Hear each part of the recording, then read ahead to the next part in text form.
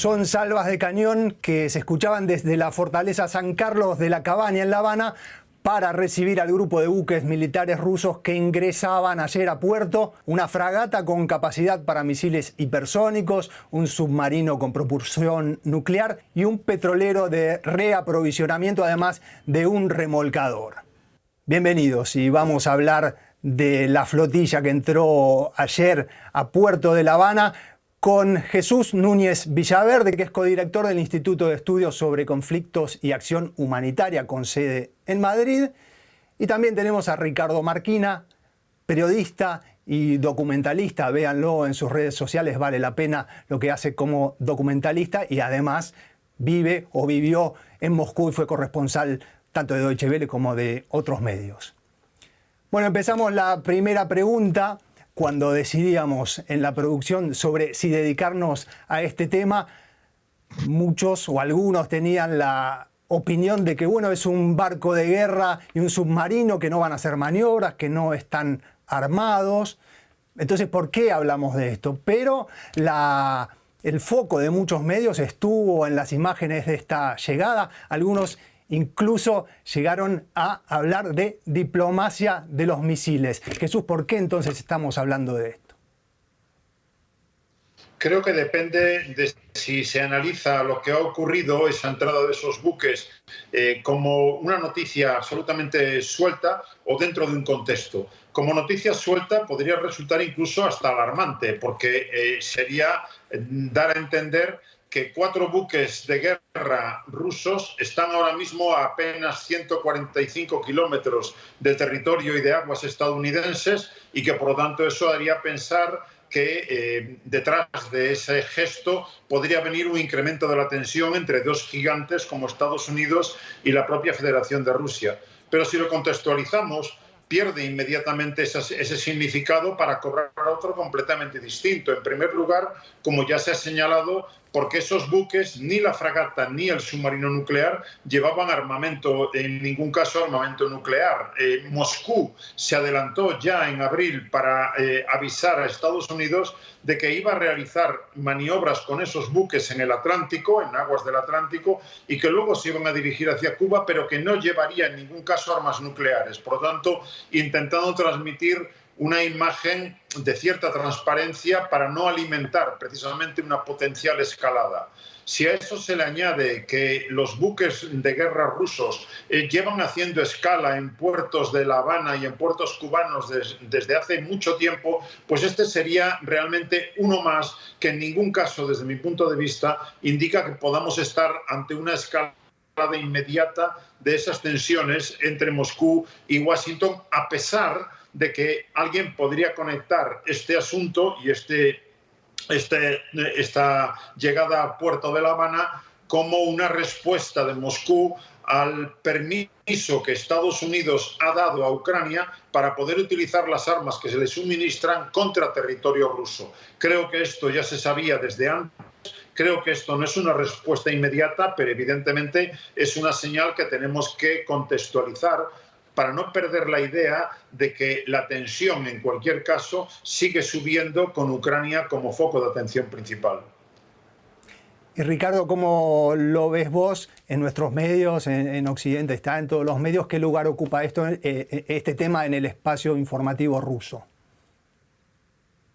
Bueno, como ya acabamos de tratar los temas, digamos, más técnicos de este asunto, si nos centremos en los medios, perfectamente sabemos a ambos lados de la pantalla que los medios reaccionamos a todo aquello que es llamativo. Evidentemente, un submarino nuclear ruso entrando en el puerto de La Habana es llamativo y es inevitable que los medios hablen de ello. También es verdad que Rusia contaba con esto. Rusia está haciendo aquí, aparte del valor militar que pueda tener estas maniobras y lo que puedan aprender sus militares en estas aguas, lo que está haciendo es una campaña de publicidad, de relaciones públicas, y quiere que se hable de ello, y cuanto más mejor. Lo que está interesada Rusia en este momento, bajo mi punto de vista, evidentemente me puedo equivocar, no es un aprendizaje militar, tampoco una provocación militar, como muy bien se ha contextualizado ya aquí, que el no llevar armas de ningún tipo no supone una amenaza, no puede suponer una amenaza para Estados Unidos o para cualquiera de sus socios en la región, pero sí que manda un mensaje, y es que Rusia, pese a la presión internacional, presión occidental, no está aislada, todavía cuenta con aliados que le permiten llevar sus barcos a sus puertos, en este caso Cuba. Seguramente podría hacer lo mismo con Venezuela, y es una manera de mostrar, sobre todo, ya no a Estados Unidos o a Occidente. Rusia prácticamente sabe que esa batalla comunicativa la tiene francamente perdida, pero sobre todo a consumo interno, es mostrar a su público que pese a los problemas que todos los rusos viven de carestía de cierto tipo de productos de origen occidental o de lo que pueda leer en la prensa, Rusia no está internacionalmente sola, que tiene aliados sólidos, y que esos aliados le permiten incluso llevar esta flotilla a las puertas mismas de Estados Unidos. Si quería volver, gracias Ricardo, algo que había comentado Jesús, esta amenaza o advertencia de Putin hace unos días sobre la posibilidad de respuestas asimétricas al permiso que Occidente le dio a Ucrania para atacar en territorio ruso. Pero realmente puede interpretarse una respuesta, porque el permiso fue para atacar con armas de grueso calibre posiciones en Rusia. ¿Puede entenderse como una respuesta aún asimétrica la presencia de dos barcos sin armas en el puerto de La Habana? Entiendo que este tipo de gestos responden a una tensión en la que tanto Washington como Moscú son expertos. Lo hacía ya con la Unión Soviética durante la Guerra Fría. Es un intento de enseñar la bandera, de mostrar voluntad política para no refrenarse, para no limitarse por las normas o las reglas que quiere imponer el adversario. Es una tensión que existe desde hace mucho tiempo, como digo. En cualquier caso, en el ámbito naval, Rusia sabe sobradamente que es inferior en capacidades navales a las que tiene ahora mismo Estados Unidos. Por lo tanto, este gesto, como digo, hay que entenderlo en ese contexto, y de ahí que no puede interpretarse como una amenaza directa. En cualquier caso, en el contexto que ahora mismo define la guerra en Ucrania, es evidente que Putin ha recurrido constantemente a ese mismo argumento, la posibilidad de amenazar a los que afecten a los intereses rusos en Ucrania, y lo ha hecho no solamente ahora que Washington, Alemania y algunos otros países han anunciado que permiten a las Fuerzas Armadas ucranianas responder militarmente con las armas que le han suministrado en suelo ruso, aunque añaden el matiz de que tiene que ser cerca de la frontera común, no en la profundidad del territorio ruso.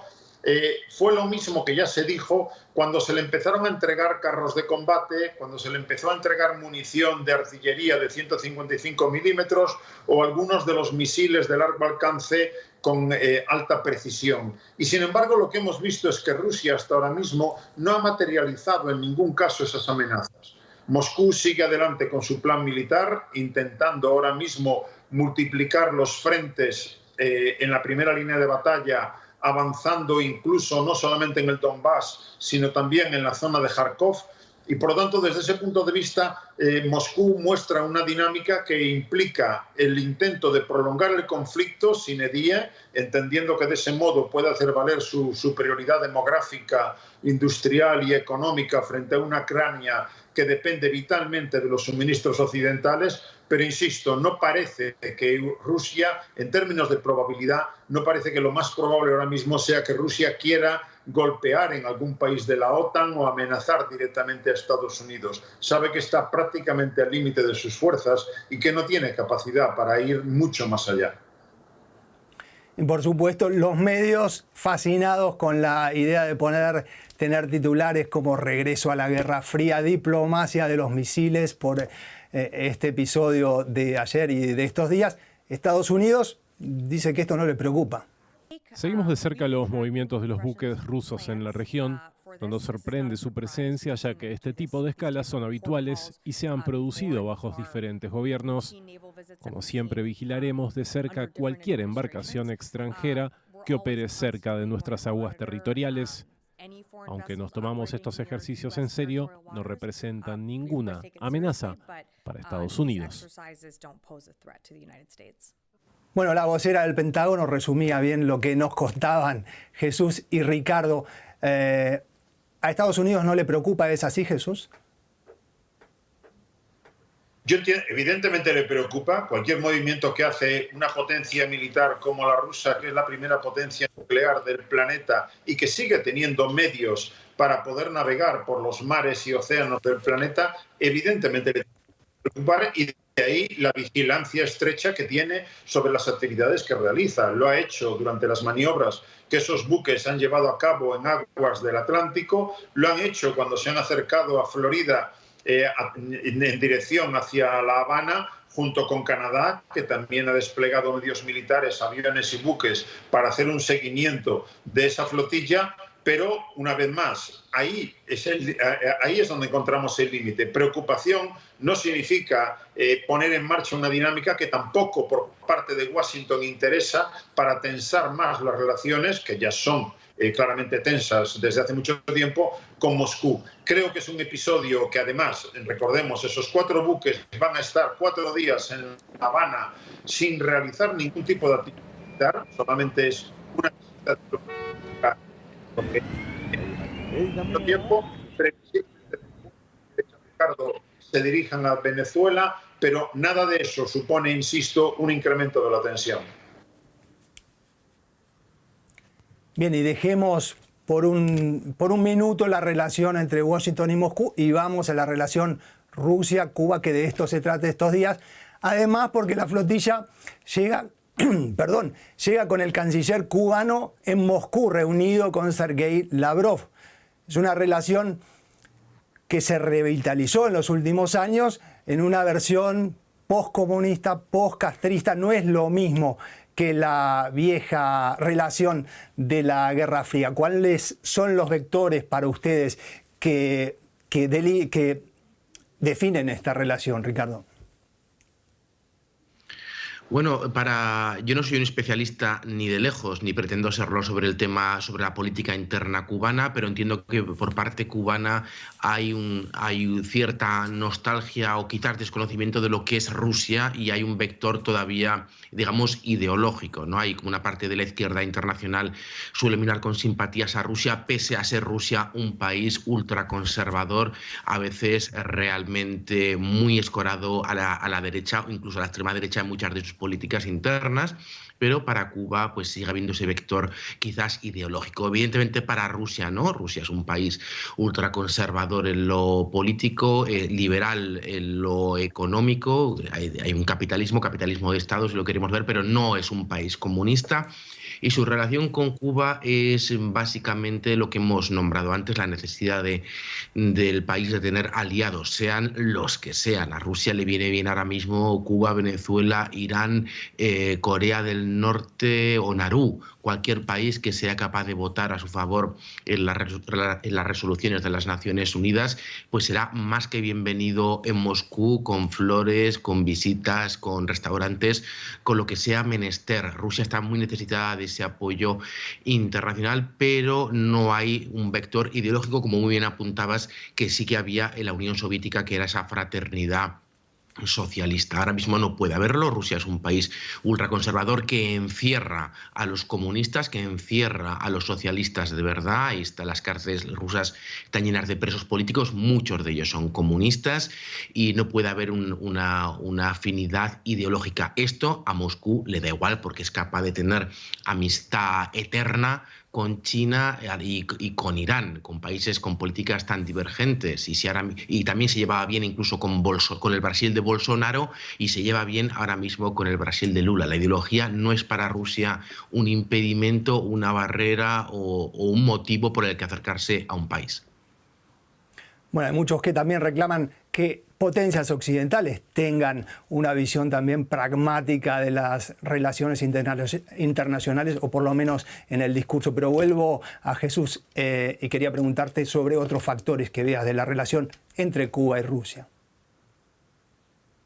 Bueno, básicamente yo creo que a pesar de esa notabilísima diferencia ideológica que ya se ha señalado, hay que entender que ahora mismo para Rusia lo fundamental es efectivamente dar la sensación de que no está sola en el mundo, de que tiene aliados, de que tiene clientes y socios en diferentes rincones del planeta, da igual efectivamente cuál sea su alineamiento político e ideológico. Por tanto, desde mi punto de vista, Cuba es uno más de los que le permite jugar de esa manera, mostrando que tiene interlocución con muchos otros regímenes y gobiernos en el mundo. A eso se le une, desde el punto de vista estrictamente geopolítico, la importancia que tiene la localización de Cuba, como la tuvo durante la Guerra Fría. El hecho, recordemos, en la famosísima crisis de los misiles de 1962, la cuestión era que en la medida en la que pudiera la Unión Soviética utilizar territorio cubano para crearle problemas de seguridad a Estados Unidos, lo mismo que Estados Unidos se los creaba a la Unión Soviética colocando misiles en Turquía, pues evidentemente eso jugaba dentro del contexto de esa rivalidad estratégica. Luego, eso basta ya para entender por qué Rusia trata de mantener relaciones con el régimen cubano. Si lo miramos desde la perspectiva cubana, yo diría que ahora mismo Cuba está sufriendo una de sus peores crisis económicas. El régimen cubano está absolutamente desesperado a la hora de buscar salidas a la crisis y necesita ayudas, vengan de donde vengan. Y obviamente Rusia ha sido y es ahora mismo un importante suministrador de petróleo, por un lado, y de posible ayuda económica, aunque no es en ningún caso Moscú una potencia económica que tenga mucho que ofrecer a sus aliados. Eso es lo que explica, desde mi punto de vista, el interés mutuo por mantener y reforzar esa relación que efectivamente ha perdido el sentido que tenía en la Guerra Fría, pero que cobra nuevo sentido en el contexto actual. Quería ir ahora a otro tema, las redes sociales, los medios, porque en el sector de la tuitosfera más cercana a Rusia vi ya que algunos sí festejan, que dice que Estados Unidos está asustado. También se viralizaron imágenes de la entrada a puerto de una flotilla rusa, pero en realidad se trataba de imágenes de 2019. Quería preguntarle a Ricardo, que también tiene cada tanto algunos duelos en ese ámbito de la información. ¿Qué ves ahí? ¿Tuiteros haciendo ruido simplemente o hay una agenda que uno pueda extraer de ese tipo de publicaciones? Bueno, siempre que hay un suceso de carácter geopolítico, los caniches del putinismo, que es como los defino yo, se esperan a escuchar la orden que viene siempre de arriba. Y cuando vemos que desde Sputnik, RIA Novosti, RT, Russia Today, empiezan a dar eslóganes muy claros, el eslogan que he leído yo antes era: Estados Unidos entra en modo pánico. Este es el eslogan que desde RT en ruso aparece, y desde allí se va, pues estos caniches lo van ladrando por redes sociales para hacer el ruido, sea esto o no verdad. Evidentemente, como hemos hablado, Estados Unidos mirará con mucha preocupación lo que está pasando, pero dudo mucho que esté en pánico por un submarino y una fragata. En pánico sería otra cosa muy diferente a esta. Pero esta es la norma, viene de arriba, y en redes sociales pues los voceros y todos los palmeros del putinismo pues lo van a multiplicar todo lo que puedan. Es una estrategia que la hemos visto antes. Lo vimos antes del comienzo de la invasión a gran escala de Ucrania, con todo repitiendo básicamente lo mismo, que atacar Ucrania sería una locura. ¿Quién va a atacar Ucrania? ¿Por qué Rusia va a atacar Ucrania? Y al día siguiente los mismos que decían eso pasaban a decir que hay que desnazificar Ucrania. Era lo que había dicho el gran líder, y había que seguir esa doctrina. No me sorprende en absoluto. El problema con las redes sociales es básicamente el mismo que el problema con la vida, y es que la persona que apoya este tipo de causa lo va a apoyar aunque le pongas los datos delante. No hay mucho que se pueda dialogar con este tipo de actitudes en redes sociales, como creo que habría muy poco que dialogar con una persona que realmente quiera repetir esto en la vida real. Gracias. Y caniches de Moscú, si tuviéramos que plasmarlo en una nota gráfica, lo pondríamos entre comillas, una opinión del entrevistado. Jesús, Estados Unidos también está en esta región sudamericana, porque un portaaviones, un destructor, están navegando desde hace meses en una operación que se llama, si mal no recuerdo, Southern Seas, y donde se realizan ejercicios en los que participan efectivos de Argentina, de Brasil, de Chile, Colombia, Ecuador, Perú y Uruguay. Al mismo tiempo tenemos Europa, al mismo tiempo tenemos la región del mar de China. ¿Cuál es el patio que tiene que cuidar hoy? ¿A qué le pone? Me refiero, por supuesto, a la metáfora del patio trasero de Estados Unidos. La prioridad de Estados Unidos entre tantos patios traseros y no traseros. Desde luego, a diferencia de lo que ocurría durante la Guerra Fría, donde el foco de atención principal estaba en el Atlántico, ahora mismo el foco principal está en la zona Indo-Pacífica. Y ahí es donde se está dirimiendo una competencia estratégica entre el líder mundial, Estados Unidos, aunque esté deteriorándose a ojos vistas, sigue siendo el hegemón mundial, y un competidor que es China, que aspira a ocupar esa misma posición. Y por lo tanto, el foco principal, el centro de gravedad de los asuntos mundiales está y va a seguir estando durante mucho tiempo en la región Indo-Pacífico. En cualquier caso, eso no significa desatención a otros frentes y a otros posibles teatros de operaciones. Y desde luego, en lo que afecta al continente americano, no hay ninguna duda de que Estados Unidos sigue muy interesado en mantener el control de todo el continente. Y estamos viendo dinámicas que llevan a que el Comando Sur de Estados Unidos está adquiriendo un notable protagonismo. Ahora vemos una Argentina que apunta a su intento de ingresar incluso en la OTAN, algo que no veo posible, pero que en cualquier caso vuelve a reforzar esa idea de un Estados Unidos que, frente a derivas que le podían generar preocupación cuando Venezuela tenía un protagonismo que parecía poder arrastrar a otros gobiernos de la zona de América del Sur, pues ahora mismo vemos un Estados Unidos que sigue intentando cuidar su patio trasero, como siempre lo hemos definido, y que para eso tiene muchos más medios que Rusia. Esa es quizá la diferencia. Rusia lo que puede ofrecer ahora mismo es básicamente hidrocarburos, armas y mercenarios. Estados Unidos puede ofrecer mucho más. Tiene una economía mucho más diversificada, tiene una capacidad, por lo tanto, de convencer a otros interlocutores, a otros gobiernos, para que se acerquen más a Washington que a Moscú, sencillamente porque tiene más capacidades, multiplica esas capacidades en muchos ámbitos para poder atraer a esos aliados, a esos socios y esos clientes. Pero no podemos olvidar que, en cualquier caso, ese monopolio que tiene Estados Unidos en el continente americano va a intentar ser contestado tanto por Rusia, en la medida que pueda, como de manera cada vez más creciente por la propia China, utilizando también el potencial económico que le hace atractivo a muchos gobiernos sudamericanos. Claro que Rusia, junto a China como eje, los dos sí pueden ofrecer más que solo hidrocarburos, armas y mercenarios. Quería hacerle tal vez la última pregunta. Si está mal, me lo corrigen, pero por lo que se lee en los medios, y no solamente en los medios rusos, ni tampoco en los alternativos occidentales, sino en lo que se llama el mainstream, Rusia, con pérdidas humanas y materiales catastróficas, está ganando esta guerra. Por otro lado, no está aislada como se pensaba y como también ustedes lo dijeron, y además está compensando, o por lo menos eso parece, el efecto de las sanciones. La pregunta sí es si en esta situación el país se siente más poderoso, se anima a más.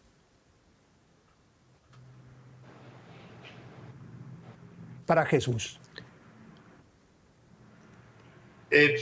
Entiendo que ahora mismo Vladimir Putin, Rusia, no está en la situación ideal. Su situación ideal, cuando comenzó la invasión en febrero del año 2022 de Ucrania, era una operación relámpago que en apenas unos días le permitiera llegar a la capital, derribar al presidente Zelensky y colocar una marioneta al gusto de Moscú. No lo ha conseguido y, por lo tanto, cabría decir que Rusia está en el plan B, puesto que el plan A ha fracasado. En ese plan B, Rusia, desde mi punto de vista, no está ganando la guerra, pero tampoco la está perdiendo. De tal manera que Putin a lo que apuesta es a la prolongación del conflicto contando con que las sanciones efectivamente no han dañado suficientemente su economía. Rusia ya está en economía de guerra. El nombramiento del nuevo ministro de Defensa así lo indica de manera bien clara. Ha crecido un 3% el pasado año y puede crecer a un nivel similar este año. Además de eso, tiene 140 millones de habitantes, mientras que Ucrania apenas cuenta ahora mismo con 37, en la medida en la que son muchos los que se han marchado del país. Luego, desde ese punto de vista, si le añadimos la mayor capacidad industrial y la mayor capacidad económica de Rusia, podemos entender que Rusia va a seguir empeñándose en Ucrania, buscando desmoronar la resistencia ucraniana y contando con el cansancio de los suministradores occidentales de Kiev, y que ese cansancio determine finalmente que Zelensky no tenga más remedio que sentarse a una mesa para firmar un acuerdo favorable a Moscú. Ese es al menos su cálculo. Otra cosa es si le va a salir o no, porque de momento, y termino, no tiene Rusia capacidad militar para imponerse en toda Ucrania. Es algo suficientemente claro. Ricardo.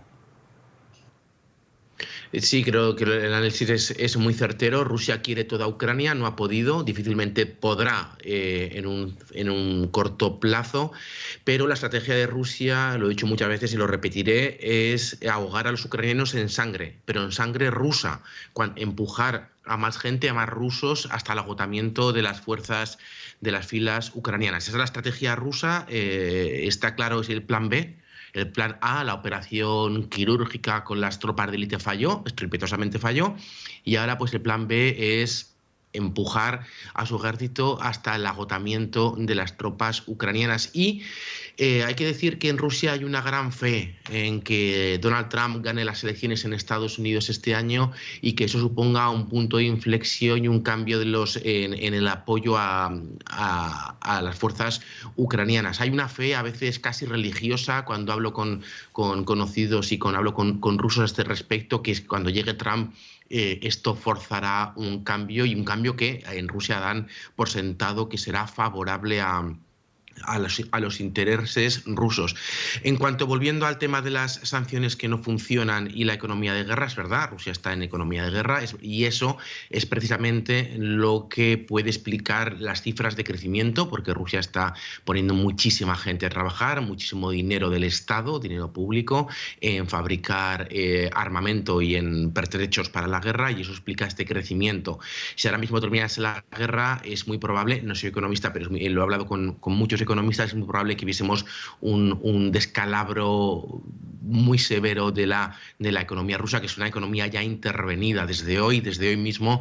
El Banco Central ruso ya no hace un cambio libre del rublo frente al dólar y el euro, sino que lo tiene bajo control y decide cuál va a ser el cambio, con el riesgo de que haya dos cambios, el oficial y el de la calle, como podemos ver, por ejemplo, en Venezuela. Con lo cual hay muchísimos factores. La economía rusa puede parecer fuerte, es una economía fuerte, no me entienda mal, es una economía, es un país enorme con una capacidad industrial muy fuerte, pero está sufriendo mucho más de lo que podemos ver. Y Rusia no es Moscú ni San Petersburgo, y la economía de ciudades como Perm, Ekaterimburgo, Magnitogorsk, Khanty-Mansisk está sufriendo muchísimo. Hay mucho paro, y eso es otra de las cosas que empujan muchos hombres en edad militar y sin formación académica o profesional para sumarse a las filas del ejército.